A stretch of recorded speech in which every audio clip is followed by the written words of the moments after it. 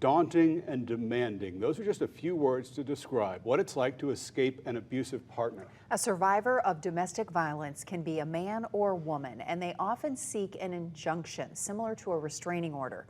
Wake News anchor Nicole Gabe explains why it may not be the best option. Domestic violence. It's the dirty little secret happening in our backyard, often behind closed doors. We expect them to leave, and that's not always economically feasible. Those brave enough might seek an injunction for protection. The injunction for protection is something that can help survivors achieve immediate safety. Christina Lawrence, the lead managing attorney for statewide legal services, calls the numbers alarming. In the last year, 675 people requested an injunction for protection in Collier County.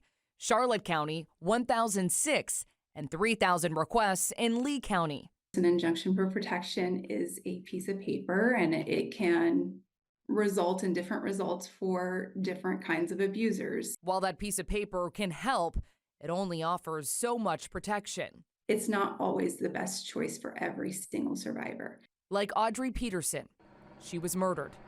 Documents show in February, Peterson requested a protection order in Pinellas County against her ex, Francis Scosa, writing in detail incidents of stalking. In her petition for protection against stalking, Peterson wrote, "I texted him, please leave me alone." His response, "Never." Another text from Scosa, "You took 20 years of my life. I am not done. Be careful." Peterson's request was denied. In this case, she did opt to continue to have a hearing and therefore put him on notice, but there was not a temporary order of protection. Court records show on February 9th, Scosa was served with a notice of a future hearing. That same day, Scosa killed Peterson and himself. With some abusers being notified of the fact that now the abuse is public and it is out there, and that the victim or the survivor is going to seek protection and kind of let everyone know, that's an incredibly dangerous time. A deadly reality. It's why Lawrence wants you to know her team of attorneys are here. And that includes Southwest Florida. The Injunction for Protection project was created throughout the state to really put attorneys and paralegals in the forefront of that filing of the injunction, to really give the survivor an opportunity to speak to somebody, to understand the entire process. Tama Calderon's an attorney with the Shelter for Abused Women and Children in Collier County. Her job? Work with survivors and create an action plan. And same goes for paralegals like Morgan Hawk.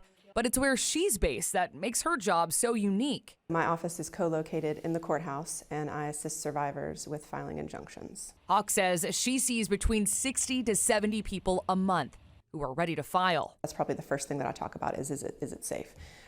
Because, as we know, it is a piece of paper. And if they're denied, she's the first to ask, what's next? How are we going to support them after this? What do they need to start doing next? Do we need to get into services? Does she need to relocate? What programs does the shelter offer for her to move forward in her life? Because it can be paralyzing. Even deadly. Nicole Gabe, Wink News. Now, if a temporary injunction for protection is issued, a hearing is scheduled within 15 days, and the person filed against will also be notified. If a petition is denied upon initial review, the abuser will not be notified.